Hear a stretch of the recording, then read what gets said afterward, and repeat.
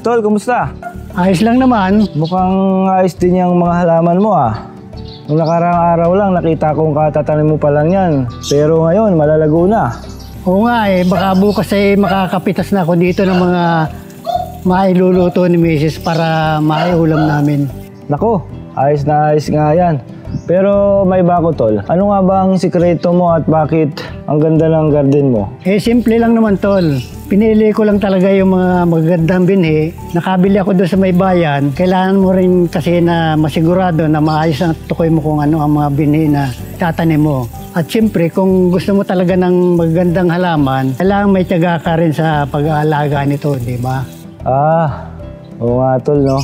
Parang sa buhay natin, kung anong itinanim, siya rin aanihin. Kung mabubuting bagay ang itatanim mo, magbubunga din yun ng magaganda. Tama tol. Kaya kailangan sa buhay ay maging maingat tayo sa mga desisyon natin. Magsisimula tayo sa talaga tayo na magtanim ng mga tamang binhi kung gusto natin na katulad ng isang magandang hardin ay mag-grow ang ating pagkatao. Maging inspirasyon sa ating kapwa at mostly maging mabuti sa paningin ng Panginoon Diyos. Noted yan tol. Pero tanong ko lang, ano-ano nga ba yung sinasabi mong tamang binhi? Nako tol, yan ang dapat nating panoorin ngayong umaga. Check mo sa phone mo. Magsisimula na yata ang Blessed Day. Kapayapaan, Elder Ryan Bernabe po. Samahan niyo po kami sa isang mapagpalang umaga. Sama-sama nating tamnan ang ating mga puso ng biyayang hatid ng programang Blessed Day. Simula ng umaga at damhin ng pagpapala, araw ay gawing payapa na Espiritong Banal ang kasama. May matibay na pag-asa, tayo ay mga pinagpala na tanging sambin ng puso. Ama, salamat po. Ang pagtatanim ay madalas na ginagamit na halimbawa sa maraming bagay dahil sa mayamang detalye na napapaloob sa prosesong ito.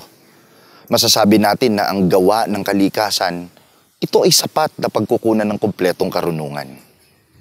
Gaya ng katotohanang matutunghayan natin sa daily reflection na footprints, ganito po ang sinasabi.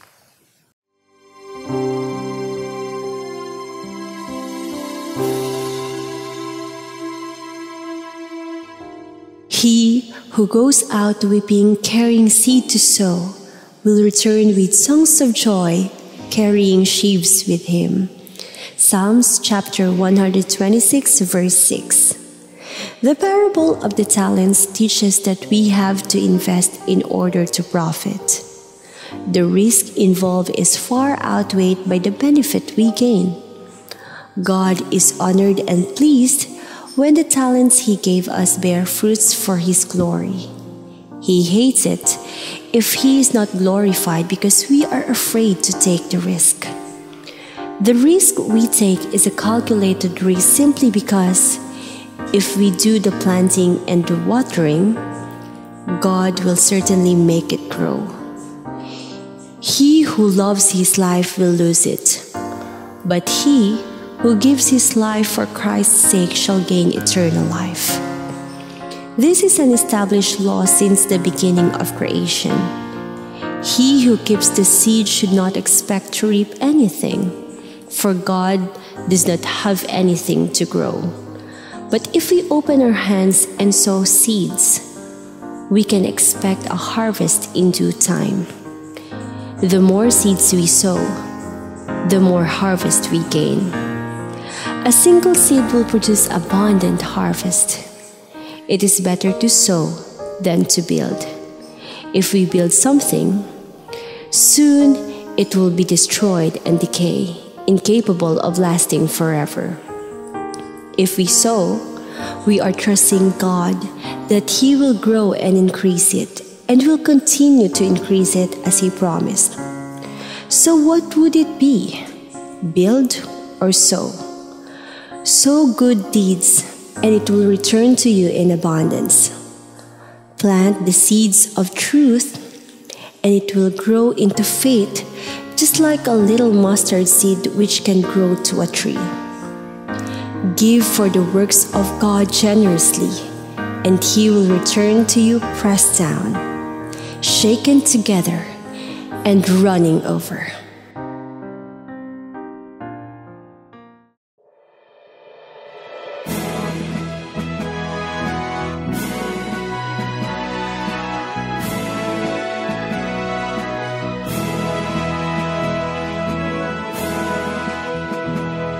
Behold, the sower went forth to sow. His seeds fell among corners of earth. Hearken my words, the sower proclaimed. For these are the seeds of faith I sow that bear the fruit of the Spirit. The meek receive His words in pure heart. All of them were gathered into one kingdom of God on earth. The Lord sent them out into this world to also sow and then to harvest. Lift up your eyes and look on the fields. They are white already to harvest. Trust in your sickle and you shall reap, for the harvest of the earth is ripe. For the time is come for you to reap. The seeds from heaven always abound. The fruit shall become more abundant. The Lord's goodness, righteousness, and truth shall shine brightly to the multitude. His love shall be light of His world.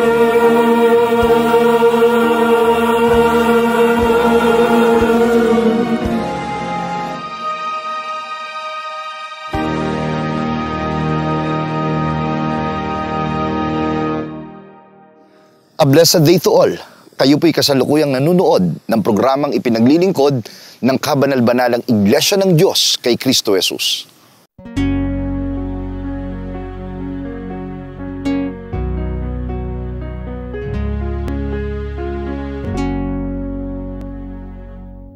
Handa na po ba kayo?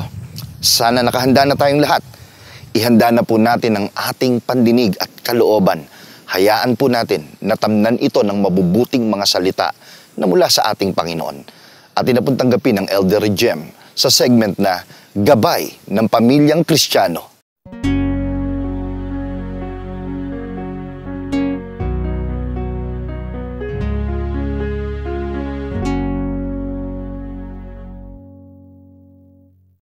Shalom po mga minamahal na kapatid at sa inyo rin po daming mga regular na tagapakinig at tagapanood. Sumating pong lahat ang napaka-buting kapayapaan ng Panginoon. Have a blessed day. Good morning po sa inyong lahat. Ang ating tatalakayin po sa araw na ito ay aking po nakita sa isang libro na sinulat ni Eleanor Powys. Yung po, P-O-W-I-S. Isang sinulat niya lang na sa pinagsama-sama doon sa isang libro. Ito po may pamagat na Spiritual Inspirational Garden. Ulitin ko po Spiritual Inspirational Garden. Tandaan po natin yung planting seeds. It is a powerful metaphor or symbolism found throughout the Bible. Ang pagtatanim po, maraming pong ipinakikilala sa Biblia ang bagay ng pagtatanim, di ba? Halimbawa, unang-una, what you sow, you shall reap. Kung anong itinanim mo, siya mong aanihin. Meron mga pagkakataon, yung sinanim mo salita ng Diyos, paring tumubo niya sa iba't ibang uri ng lupa.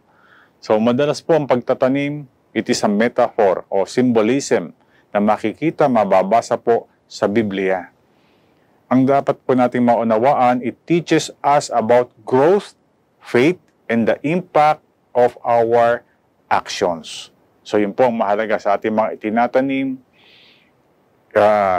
nagtuturo po yan ng ating growth na maaaring dapat na mangyari sa ating pagkatao, sa ating pananampalataya, at yung pong impact ng ating itinatanim sa ating pong mga gagawin. Meron pong isang talata sa Ecclesiastes 11:6, ito pong sabi, "Sow your seeds in the morning and at evening. Let your hands not be idle. For you do not know which will succeed, whether this or that, or whether both will do equally well." So, ang talata pong ito nagsasabi na huwag tayong titigil ng pagtatanim sapagkat hindi natin alam kung alin ang tutubo o hindi. Ang mahalaga, marami po tayo na itinatanim. So, yun po napaka-mahalagang pantunan sa buhay. So, yung verse po na ito, tumatawag sa atin at nagtuturo na maging diligent po tayo.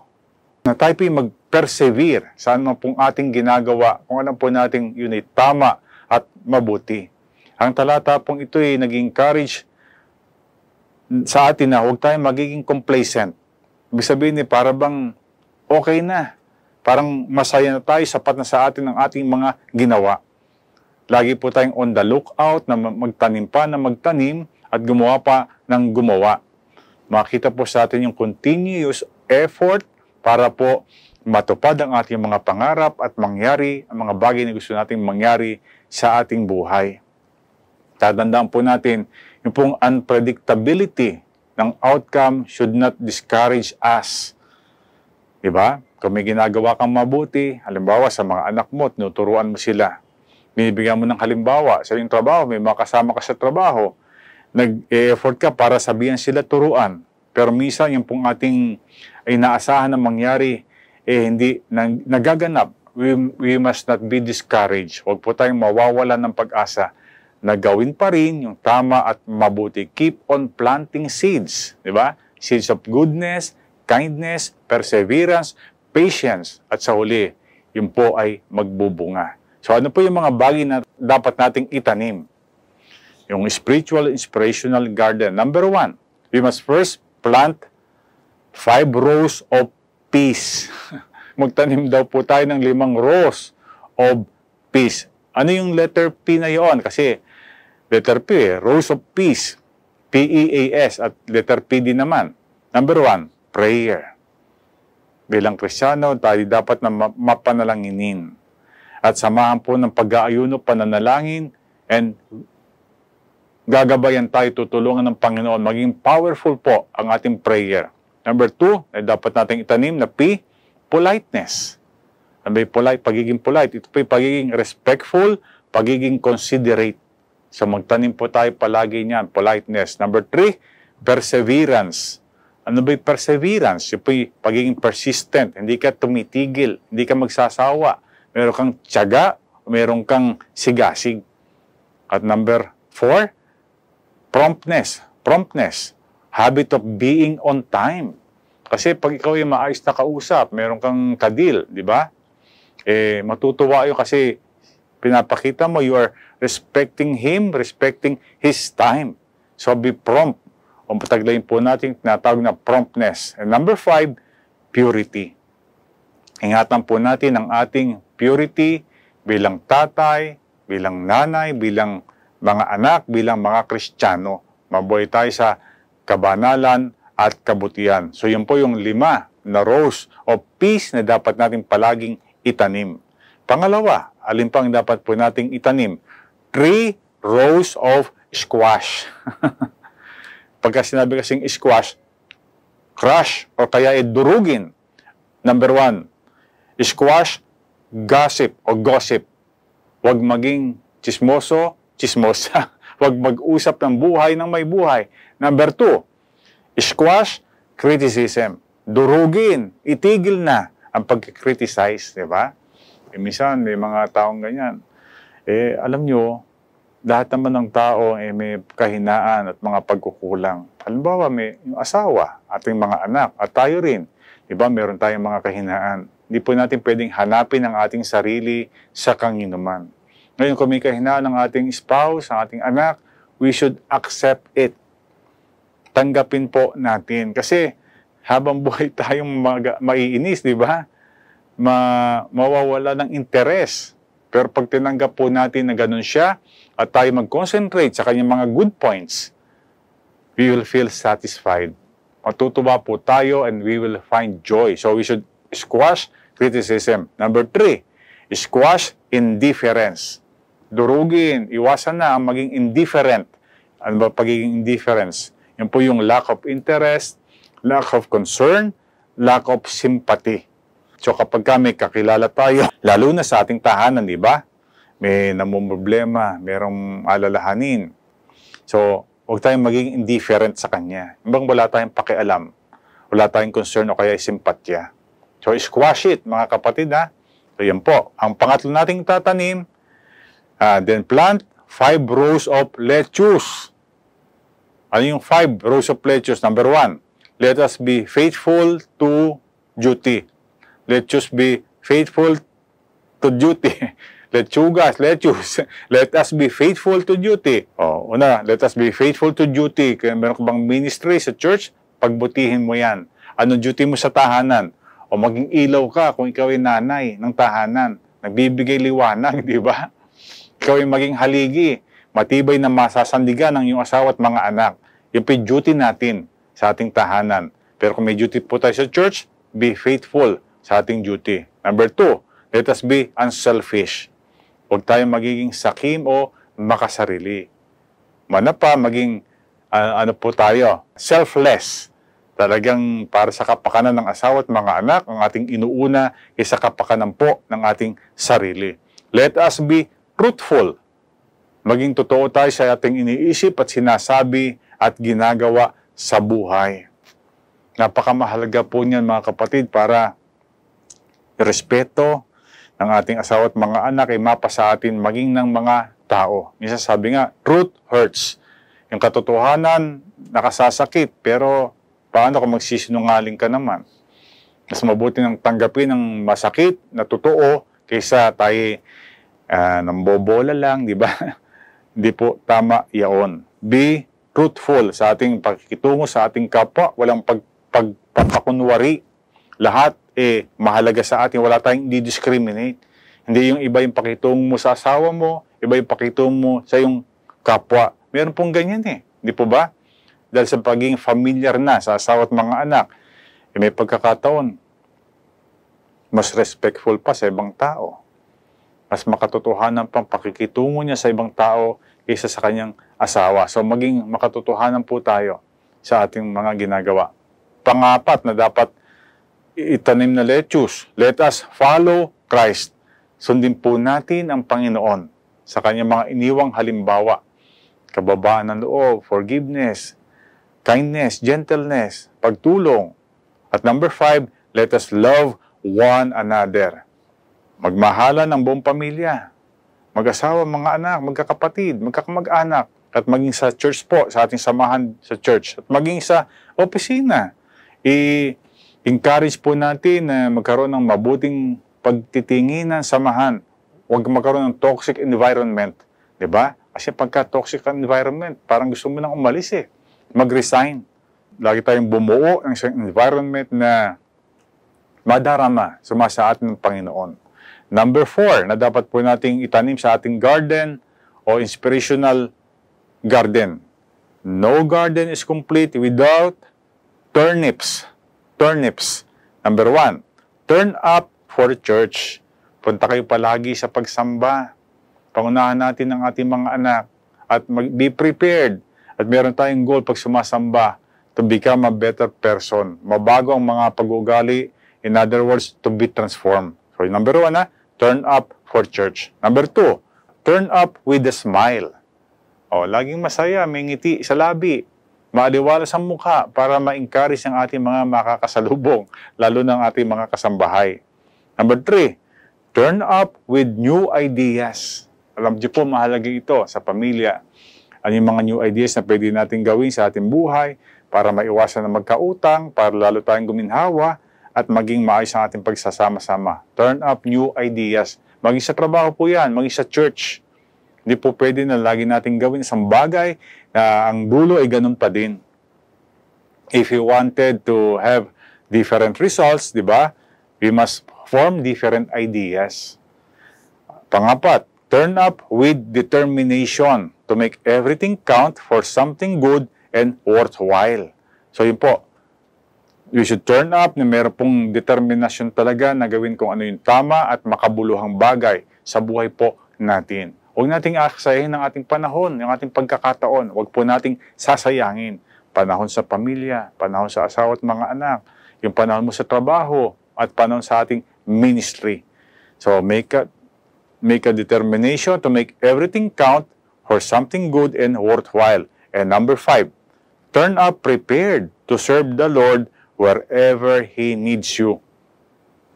So lagi tayong magpakita sa Panginoon. We should turn up na talagang ready po tayo na gawin ng Kanyang mga kalooban. Pagka po yung sitwasyon it calls na maging mabuting tao, maging mabuting halimbawa, at may pagkakataong hinihingi ng pagkakataon na paglingkuran natin ng Diyos, na siyang paglilingkod natin sa ating kapwa, lalo na po sa ating kapatid, mag-turn up po tayo doon. Gawin po natin yon. Huwag po nating palalagpasin yung pagkakataon na mapaglingkuran ng Diyos, mapaglingkuran ng ating kapwa, makapaglingkod sa ating kapatid, lalo na't kailangan po nila yon. Yung pong pag-awit, paglilingkod yan. Yung pong pagdalaw, paglilingkod. Yung pong pagsisermon, paglilingkod sa Diyos yan. Yung pagiging kasangkapan sa pananalangin, paglilingkod sa Panginoon. Kapag kailangan ng iyong asawa yan, ng iyong mga anak, mga kakilala at kaibigan, gawin po natin sa kanila. Tandaan po natin, yan po ang mga bagay na dapat nating itanim sa ating spiritual, inspirational garden. Tandaan po natin, the fruit of the Spirit grows in the garden of obedience. Yan po mga bunga ng Espiritu, nag-grow po yan doon po sa garden of obedience. Kapag po tayo masunuri sa Panginoon, nagsisikap na gawin ang Kanyang mga kalooban, yan po mga fruit of the Spirit, love, joy, peace, kindness, goodness, gentleness, patience, mapapasa atin pong lahat yon at mapapasa ating sambahayan. At kapag po nagkagayon, tayo na ang pinakamapalad na sambahayan. Tayo na ang pinakamapalad na mga tao. Sa huli, let me share you po ang isang story. A young man dreamt that he had walked into a store where an angel was standing behind the counter. Meron pong isang lalaki na naginip na nagpunta siya sa isang tindahan na kung saan yung pong sales lady o salesman angel. Isa po siyang anghel. What do you sell? Sabi nung lalaking ito sa kanyang panaginip. Ano tinitinda niyo sa store na ito? Sabi nung angel. Anything. You name it, said the angel. Sabi nung lalaki, I would like to order the following. An end to all wars. Yung order ko, mawala na ang mga giyera sa iba't ibang dako ng mundo. An end to injustices. Ang tumigil na ang mga kawalan ng hustisya. An end to corruption. Sabi ng lalaki. An end to poverty, etc.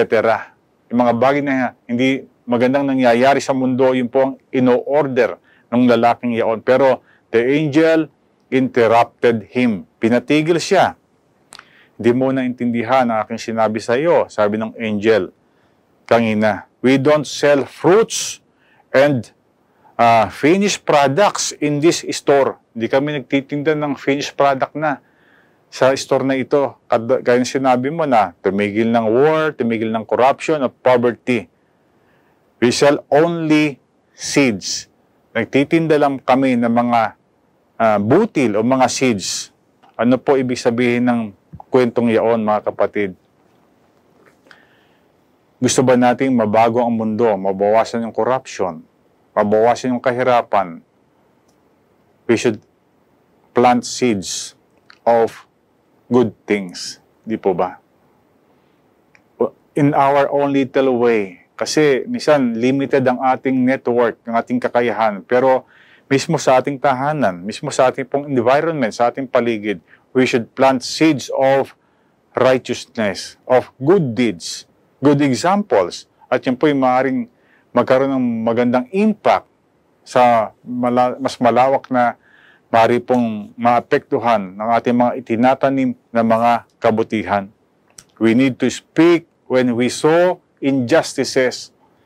We need to do something when we saw poverty. Diba? Ayaw natin magkaroon ng poverty. Hindi naman tayo tumutulong sa nangangailangan. Ayaw natin makakita ng corruption, pero binoboto naman natin yung mga corrupt na mga politician. We must stand up for what is right. Kahit maging unpopular po tayo, tumayo tayo, gawin po natin kung ano yung tama at mabuti at makaluluwalhati sa Panginoon. In our own little ways po, mga kapatid, let us plant seeds of love. Let us plant seeds of kindness, justice, and mercy to those people around us. At yung po mga na-discuss natin kanina na dapat nating itinatanim sa ating buhay, sana tulungan po tayo ng Panginoon na magawa natin yon. Yan pong tanging pag-asa upang ang mundong ito'y maisalba sa napakahirap na kalagayan. If we truly believe that our religion, our faith, ay a most holy faith, patunayan po natin, we should plant seeds of our faith. Yan po ang ating kabanal-banalang pananampalataya, mga kapatid. Tulungan nawa tayo ng Panginoon na magawa ito sa ating buhay. Sa huli, mga kapatid, lagi pong sinasabi, let us always rejoice. Maging masaya po tayo sapagkat sa kabila ng papasamang kalagayan, God is guiding us, giving us the courage to do what is right. Lagi po tayong mananalangin sapagkat napakatindi ng laban. Kailangan po natin ng tulong, guidance ng Holy Spirit para tayo gabayan na makapag-plant ng seeds of kindness, seeds of goodness and justice and mercy sa mga tao na kapaligid sa atin. At sa huli, mga kapatid, let us always be thankful. Magpasalamat tayo sa Panginoon sapagkat lagi siyang nandyan. Maaari pong lumipat ang mga bundok, matinag ang mga burol, pero He will always faithful to us. He will always be our refuge na ating pong maasahan, ating pong masasandalan. Pagpala po sa ating mga kapatid, ang ating mga tinalakay nito, magawa po natin magmula ngayon at magpakailanman. Maraming salamat po sa inyong walang sawang pagsuporta sa ating pagtatanghal. Sana naging inspirasyon ito at nagsilbing simula ng isang tunay na pinagpalang araw para po sa ating lahat. Bago po natin tuluyang isara ang program na ito, nais ko pong ilaan ang sandaling ito upang ipanalangin kayo. Pati na ang lahat ng sumama sa atin ngayon. Hilingin po natin ang gabay ng Panginoon upang tayo'y bigyan ng kalakasan at karunungan sa pagharap natin sa araw na ito. Ipanalangin natin na siya ang manguna sa bawat hakbang at punuin ang ating mga puso ng pag-asa at kapayapaan. Manalangin po tayo. Panginoon naming Diyos na makapangyarihan sa lahat, maraming salamat sa iyo sa pag-akay sa amin. Nasimulan namin ang bawat araw ng aming buhay na ikaw ang kasama. At dalhin namin ang inspirasyon sa maghapon ng aming pamumuhay dahil sa iyong mga salita na itinatanim sa aming mga puso. Ituring namin na kung baunin namin ang mga salitang ito at sa pagtataguyod namin ng iba't iba naming responsibilidad sa maghapon, Panginoon, tulungan mo sana kami kasama ng mga nanonood, nagtataguyod ng programang ito, na maging gaya kami ng magsasakang itinatanim ang lahat ng iyong mga salita sa pamamagitan ng aming mga gawa. Naniniwala kami, Panginoon, palibasa buhat sa iyo ang mga salitang ito at ito'y tiyak na may hatid na pakinabang sa buhay ng lahat ng taong iyong minamahal. Sumasampalataya kami, ipagkakaloob mo ang bunga, ipagkakaloob mo ang resulta, at ang dulot o hatid na kaligayahan nito sa aming mga puso ay magbigay sa amin ng realization upang pasalamatan ka, purihin ka, asahan ka sa lahat ng sitwasyon ng aming mga buhay. Tulungan mo rin kami sa pagkadama ng kabutihan mo sa amin sa bisa ng iyong mga salita. Huwag namin itong sarilinin, ibahagi namin sa lahat ng aming kaibigan at sa lahat ng aming mga mahal sa buhay. Magpala ito sa iba't ibang sitwasyon ng kanilang buhay. Idinadalangin namin ang lahat, Ama, sa pangalan mong Kristo Jesus na aming tagapagligtas. Amen.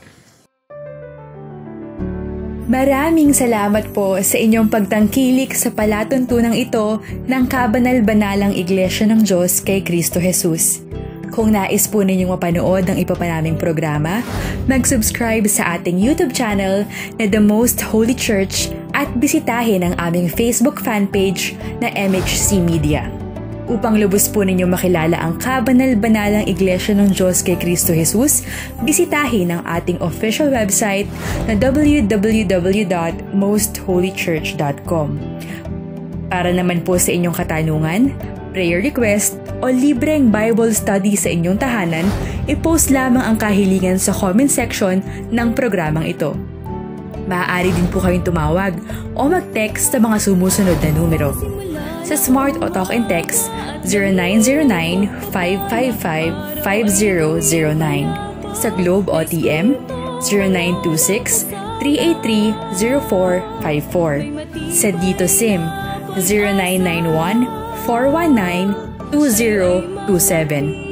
At sa landline, 8255-6949 o 8553-0946.